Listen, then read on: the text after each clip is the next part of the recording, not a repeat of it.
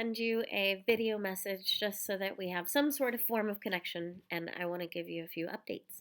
So, in the last 3 weeks of school before spring break, we've been doing something called home learning opportunities. And I think I explained this last Friday, but for everyone, just as a reminder, home learning opportunities really was a time to just practice what distance learning could look like.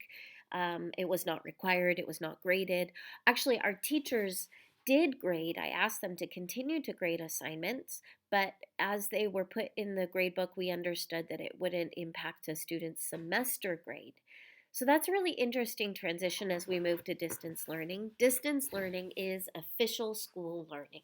What students are doing this week, the assignments that they turn into their classes will count towards their grade at the end of the semester and will be on their report card. That wasn't true for home learning opportunities. But I know that there are students that have done a lot of really good learning and thinking in the weeks that we offered home learning opportunities. And there are students that said, it's an option, so I'm not going to do it. As we know this, our faculty and staff talked about creating this week as a buffer week of sorts. So what we really want to do for our students is say there is good learning that you did in the last 3 weeks, and for each of the teachers I'm asking them to communicate with their students which of those assignments are going to be included in the gradebook and make sure that everyone has time to do that. For students who already did it, there will be some adjustments or edits or adaptions. And for students that didn't do it, this is their opportunity to get back into school. So, I'm going to guide you a little bit through our website so that you know where to find our resources. I know this will be posted in our weekly newsletter, but I also want you to be able to have access directly to it. So on our website, if you go to our website main page, you will see one of our sliders here is distance learning, and you can click through to that there, or you can go to resources and see distance learning there. I think I'm going to change the titles today. But on our website, it says that we're closed through June as is required by the state. And we are shifting to distance learning. I know right here I'm covering up this image of Mary Van Geffen. She is providing a parent pandemic parenting workshop this Thursday night at 7:30. I'm really looking forward to that. The newsletter has more information on that, but I hope you guys can attend. I will be there, looking forward to it. So, our teachers have split the 6 classes students have into what we're now calling sessions. We don't want to call them blocks because it will confuse students. This is a brand new schedule for students. They wouldn't have had this order of classes. And we did this by grade level. So let me move my little video. If you can see, our 6th graders at 9:30 this morning start with social science class, and they will be checking their Google Classroom for how to log in. Our 7th graders are going to be in math class, and our 8th graders are going to be in their algebra class. And then today, 6th graders will see science, 7th graders will see social science, 8th graders will see science. So we have Monday, Tuesday, Wednesday class sessions. If you look further in our website and you click onto the week at a glance reference, this is one of those things that I feel like is such a benefit to families and also to students to see the assignments in the whole week spread out. So it's organized by grade level again. So you'll see 6th grade at the top, and it's organized also by session. Um, Teachers have the option to say, I think you should break it up into things across these days. Here's long-term projects. Here's the big questions.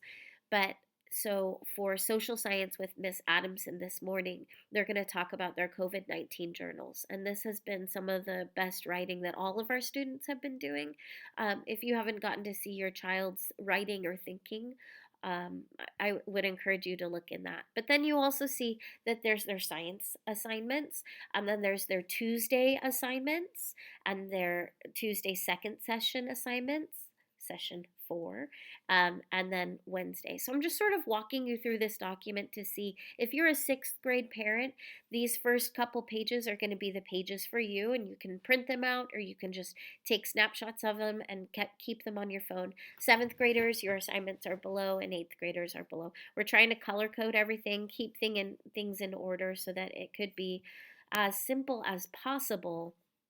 um, so we have classes 3 days a week, class sessions 3 days a week, but then there's also office hours. And office hours, I'm going to click into this overview assignment. Office hours are scheduled on 4 different days during the week. We are still not having scheduled class or office hours on Friday to really try to keep kids away from the screen. There might be assignments they need to work on, but they don't have to be on the screen on Friday, or there's no opportunities through the school to be on the screen on Friday. So there's a note about grading and feedback in this assignment, and then you'll see the class session order, but then you'll also see the office hours by grade level. So sixth graders, all their sessions are in the mornings, but on Thursday morning for sixth graders, there is a math lab that anyone can now come to, not just students assigned to math lab. And then sixth graders, Miss Simpson has office hours in the afternoon on Tuesday. So if you notice, class sessions are in the morning up till 11:30, and then we have two different blocks of office hours available. We are also on Thursday morning protecting the morning session, the 9:30 to 10 session, or the 9 to 10 session, for any optional advisory. And advisory is currently still optional. I hope that this is helpful for you. Please email info@ivalongbeach.org if you have any questions. I did get a couple questions from parents that I want to address directly. One, a couple parents have asked that the week at a glance come out on Friday. Right now, we haven't figured out how to do that because our teachers are working through the weekend. So we'll continue to try to figure out how this can be, because we know that you start Monday morning a lot earlier than maybe the 9:30 time when you might get this information.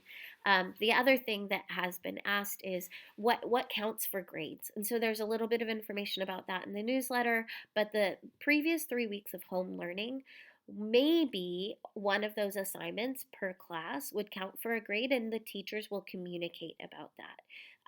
Otherwise, those have been really good opportunities and will build into the learning that is continuing in classes.